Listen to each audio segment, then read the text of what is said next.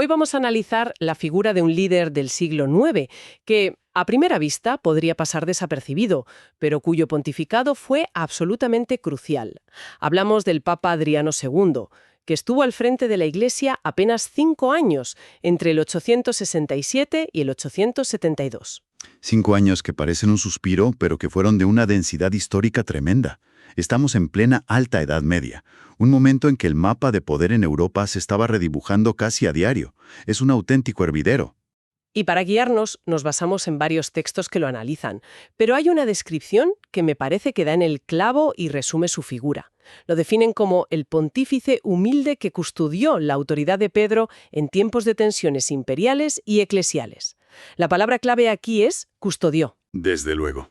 No sugiere a un conquistador ni a un revolucionario, sino a un guardián, alguien que protege algo valioso en medio de una tormenta. Y vaya si había tormenta. Esa es la misión de hoy, entender cómo este hombre, que llegó al papado ya muy mayor y, según parece, casi a la fuerza, sí, en contra de su voluntad, Consiguió navegar uno de los momentos más complejos del primer milenio. Tenía frentes abiertos con el imperio en Occidente, un cisma en Oriente, y aún así dejó una huella inesperadamente profunda. y esa es la gran paradoja de su pontificado. No es una historia de reformas espectaculares o de gestos de poder autoritarios, sino de una firmeza serena, casi silenciosa. Vamos a ver cómo su gran habilidad fue mantener el rumbo con prudencia, en una época en que el papado corría un riesgo real de convertirse en una simple marioneta de los poderes políticos. O sea que era una cuestión de supervivencia. Totalmente. Tanto institucional como espiritual. Vale, pues vamos a meternos en materia. Cuando Adriano II es elegido papa, hereda una situación, por decirlo suavemente, complicadísima de su predecesor, Nicolás I.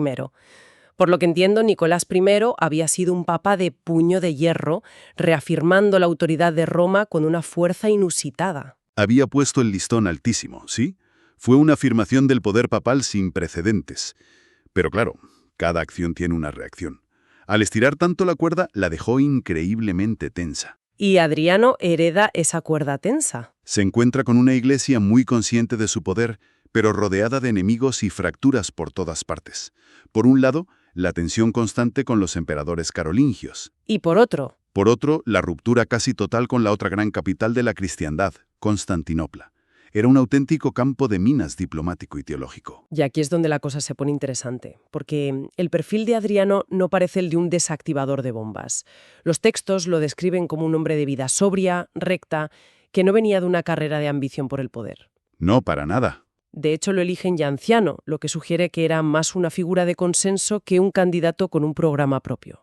Era lo que llamaríamos un hombre bueno, una figura respetada por su integridad moral más que por su astucia política. A veces, en las grandes crisis, las instituciones no buscan al estratega más brillante, sino al ancla más sólida. Y todo apunta a que ese fue el caso de Adriano. Pero hay un detalle de su vida personal que es absolutamente demoledor y que, según se cuenta, marca todo su pontificado, un hecho que lo humaniza de una forma brutal. Poco después de ser elegido papa, su esposa y su hija son asesinadas. Es una tragedia terrible y un dato que suele sorprender. Hay que recordar que en el siglo IX el celibato sacerdotal no estaba universalmente impuesto como lo conocemos hoy. Claro, él había estado casado. Adriano había estado casado, tenía una familia. Que esta desgracia ocurra justo al asumir el cargo más importante de la cristiandad es algo que te tiene que romper por dentro. Hay que pararse un segundo a pensar en esto. Acabas de llegar al cargo más importante del mundo occidental y te ocurre la peor tragedia imaginable. Es casi de una obra de Shakespeare. Me pregunto cómo un golpe así no te hunde, sino que te transforma. ¿Se refleja eso en su forma de gobernar? Totalmente. Esa perspectiva lo cambia todo. Los textos sugieren que esta tragedia personal le dio un enfoque que califican de profundamente humano y evangélico. No estamos ante un estratega frío moviendo piezas en un tablero. No. Estamos ante un hombre marcado por el sufrimiento, que entiende la fragilidad de la vida. Su autoridad ya no puede emanar del orgullo o la ambición, sino de un sentido del deber y del servicio. Claro. Probablemente, esto le dio una calma y una perspectiva para gestionar los conflictos que otros líderes, más enfrascados en sus egos, simplemente no tenían. No buscaba una victoria para sí mismo. Exacto, buscaba proteger la fe. Y vaya si tuvo que protegerla. El primer gran incendio que tiene que apagar es el llamado cisma de Focio, en Oriente. Un lío doctrinal y de poder monumental que ya venía de su predecesor. Un lío tremendo, sí. Para resumirlo mucho, Focio había sido nombrado patriarca de Constantinopla de una forma muy irregular, saltándose todas las normas. Ajá. Y el Papa Nicolás I se había opuesto frontalmente, declarándolo ilegítimo. La ruptura era total. Y Adriano, en lugar de llegar con un mazo, ¿qué hace? ¿Cuál es su estrategia? Aquí vemos su estilo en estado puro. Se mantiene absolutamente firme en los principios. La primacía de Roma para resolver estas cuestiones no se negocia. Vale. Pero su método es diferente. Opta por una vía que los textos definen como de diálogo firme pero no provocador. O sea que no quiere humillar. No quiere humillar a Constantinopla, quiere restaurar la unidad, pero sobre las bases correctas. Vamos, que era un trabajo de orfebrería diplomática. Y la prueba de fuego de esa estrategia fue un gran encuentro, el Cuarto Concilio de Constantinopla, efectivamente entre el 869 y el 870. Y un detalle clave, aunque él no va en persona, algo habitual, son sus enviados, sus legados, quienes presiden el concilio.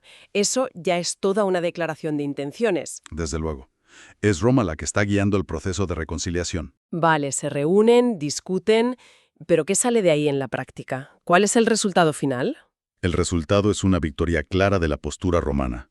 El concilio condena las irregularidades del nombramiento de Focio y, lo que es más importante, ¿El qué? reafirma la legitimidad del Papa para ser el árbitro final en las controversias que afectan a toda la Iglesia. Entonces, ¿esto fue solo una lucha de poder? ¿Un quítate tú que me pongo yo entre Roma y Constantinopla? Si lo miramos con perspectiva, fue muchísimo más que eso. No era solo una cuestión de poder. Era una afirmación sobre la propia naturaleza de la Iglesia, lo que los teólogos llaman eclesiológica. Ah, claro. Se estaba estableciendo un principio fundamental. Cuando la Iglesia se enfrenta a una crisis de unidad o de fe, el punto de referencia, la brújula que marca el norte, es el sucesor de Pedro en Roma. Fue una pieza clave, entonces. Clave, que consolidó la estructura de la Iglesia para los siguientes siglos, tanto en Oriente como en Occidente. Es increíble. O sea que, con una estrategia de firmeza tranquila, sin grandes aspavientos, consiguió un resultado que blindó la posición del papado para el futuro. Ahí está la clave. No fue una guerra, fue una clarificación. Y esa clarificación, hecha con guante de seda pero mano de hierro, tuvo un peso histórico inmenso. Y es que es alucinante porque, mientras está apagando este fuego diplomático gigantesco en Constantinopla, se da la vuelta y tiene otro incendio en su propio jardín, con el Imperio Carolingio. Este hombre no tuvo ni un minuto de paz, ¿verdad? Ni uno. En Occidente, el pulso con el poder político era constante.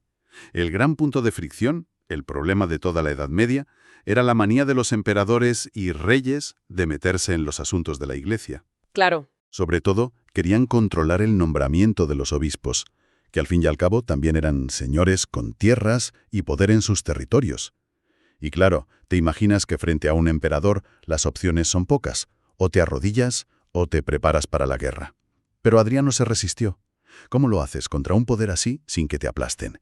Lo excomulgó, montó un ejército. Esa es la genialidad de su enfoque. Nada de eso. En lugar de buscar un choque de trenes que podría haber destruido a la Iglesia, su resistencia fue mucho más sutil. Fue, como dicen los textos, sin estridencias.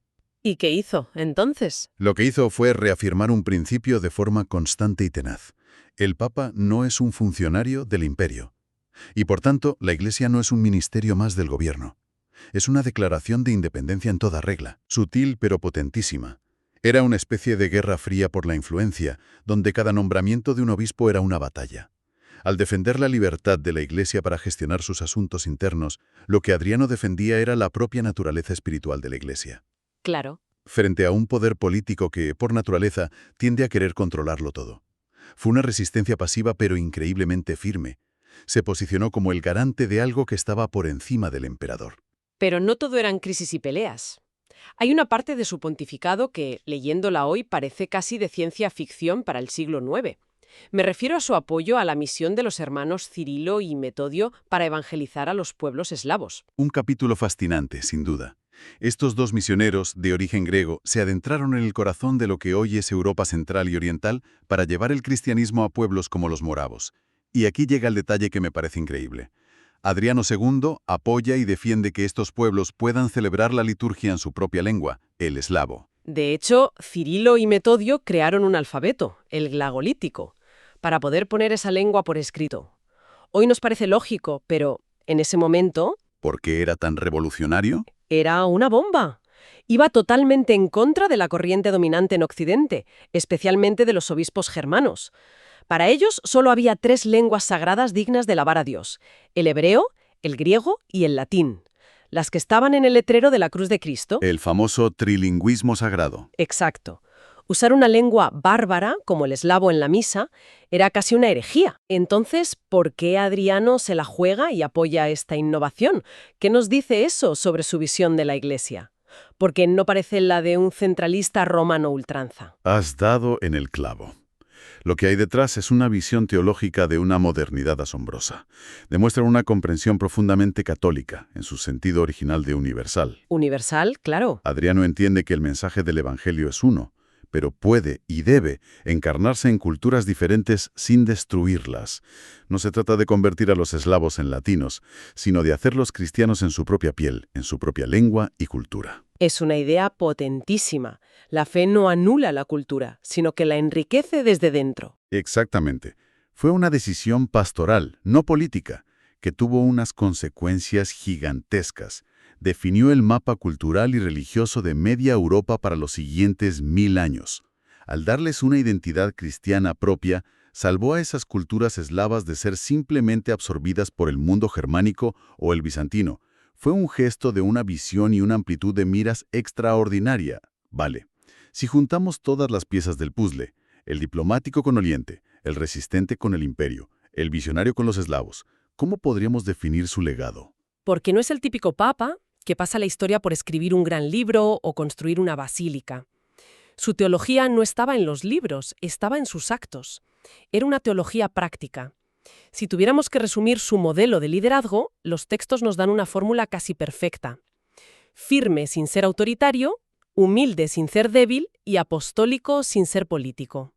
¡Wow! Cada una de esas parejas es una lección magistral. A ver, vamos a desgranarlas. Firme sin ser autoritario. Ahí está su gestión del cisma de Focio, ¿no? No cede un milímetro en lo esencial, pero no busca aplastar al otro. Exacto. Luego, humilde sin ser débil. Ese es su pulso con el Imperio. No busca la confrontación directa, pero no se deja someter ni intimidar. ¿Y la última? Y finalmente, apostólico sin ser político. Su preocupación última no es acumular poder terrenal, sino proteger la fe y difundir el Evangelio, como demuestra de forma brillante su apoyo a la misión eslava. Su autoridad era un servicio, no un dominio. La unidad era algo que se construía con caridad, no solo con decretos. Y el papado era un punto de referencia para todos, no un poder absoluto. Es una visión muy madura de lo que significa ser papa. No se ve a sí mismo como un monarca, sino como un ancla, un centro de unidad al servicio de toda la Iglesia. Es una visión que recupera el sentido más profundo del encargo que Jesús le da a Pedro en el Evangelio. Y me quedo con una idea final que creo que lo resume todo. Que su pontificado demuestra que la continuidad y la fortaleza de una institución no siempre dependen del carisma personal extraordinario de un líder, sino de la fidelidad perseverante. Es que ese es el punto crucial. Nuestra cultura está obsesionada con los genios, los héroes, los líderes carismáticos que lo cambian todo.